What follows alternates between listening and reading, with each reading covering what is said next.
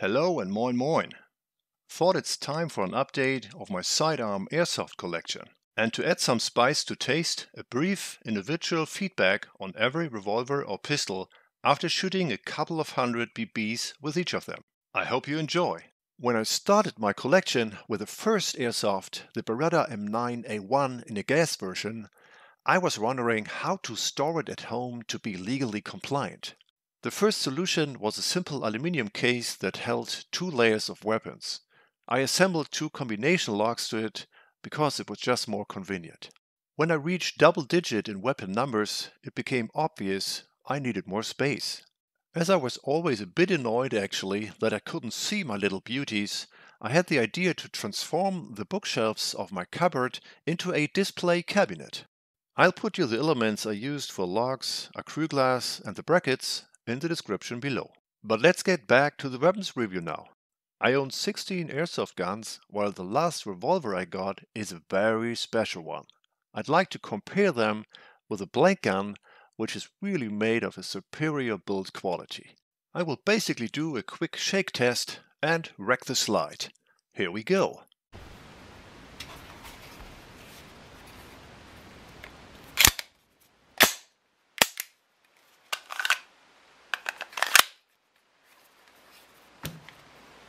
Even though I bought the Pro version at Bugatti, I wasn't really satisfied with the gas efficiency.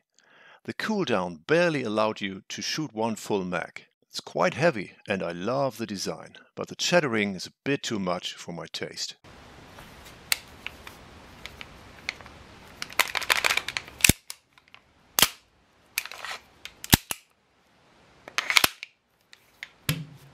One of my favorites is the Glock 17, even though it's gas-driven. Certainly there is a cool-down effect, but the ergonomics is just fantastic and it fits perfectly in my hand.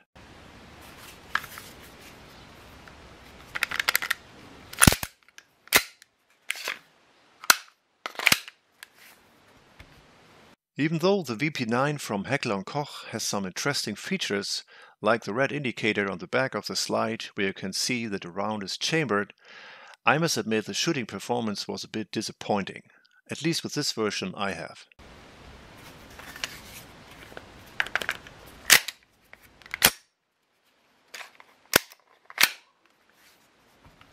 I wanted to know what the hype about Tokyo Maru is, so I bought this 1911, which rear steel counterpart was used by the Marine Expeditionary Units.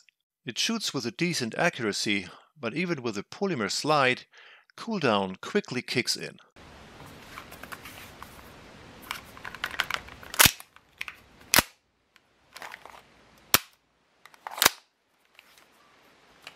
This R45 from Army Armament is a shrinked 1911 if you want. I didn't expect much for this low price, but it's really fun to shoot and build quality is good either.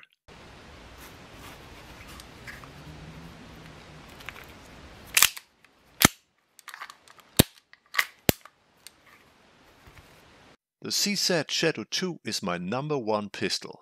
Its full metal construction feels very nice and it shoots like a beast.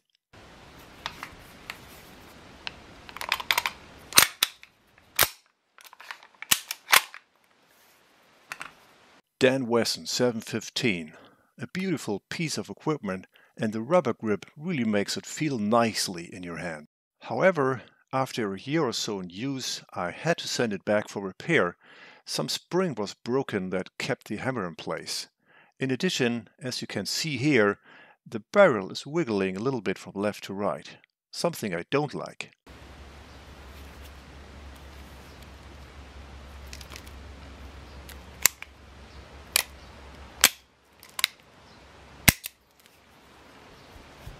Luger PO8. What an authentic World War II weapon. This is the 8-inch artillery version. A bit weird though that you cannot stick the mag in when the weapon is not cocked. And I had to deal with a magazine that was leaking gas at the beginning.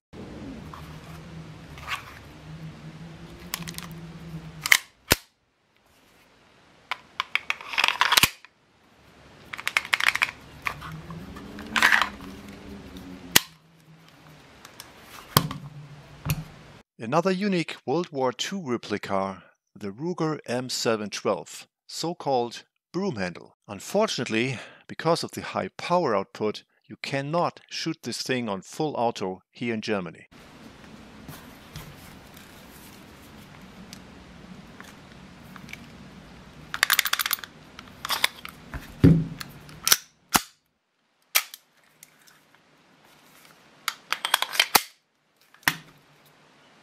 From my revolvers, this Schofield 6-inch shoots the most accurate. A nice replica from the good old Western times.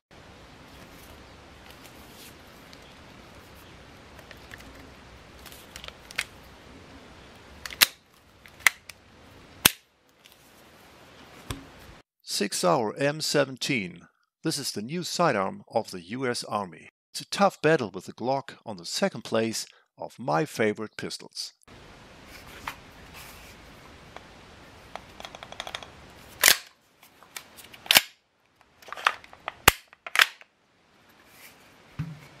This is a Vorsk Agency VX9, basically a 1911 with an extended inner barrel hidden by a dummy silencer, and it's been used in the movie Hitman.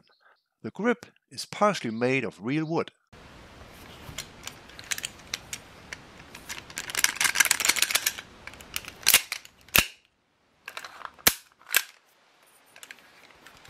If you ever search for a more fancy Glock, this GeForce 19 might be your gun. It cannot compete with the Airsoft Glock shooting-wise, but it has an iconic design with some interesting markings.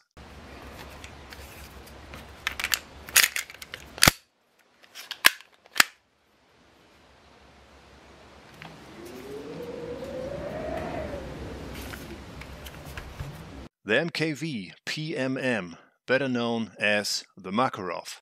A very solid build, in fact so solid that you need a full thumb's pressure to use the mag release. There's just one thing, and that annoyed the heck out of me, is when I used the safety first, it left some deep scratches on the paint.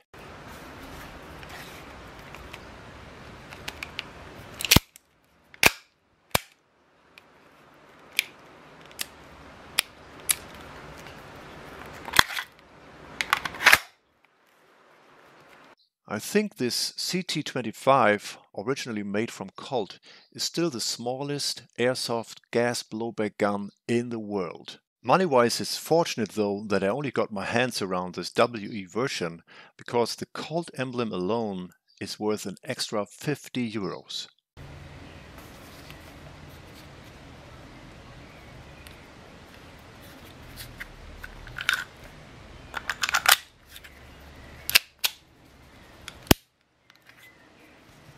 You may have noticed that my preferred caliber is 6mm, because I like to practice target shooting in my garden using bio-BBs. However, as I couldn't get my most wanted single-action army revolver, I accidentally stumbled over a shop that was selling these transformations from a 4.5mm into a 43 caliber monster. It didn't take long to convince myself to deviate from the 6mm platform rule for this awesome exception.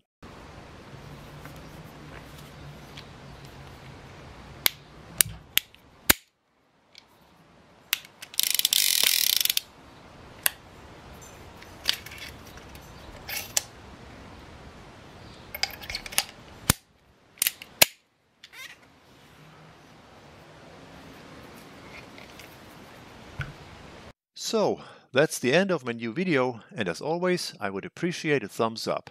If you have any question, just let me know in the comments below. Wish you safe shooting and have a great day.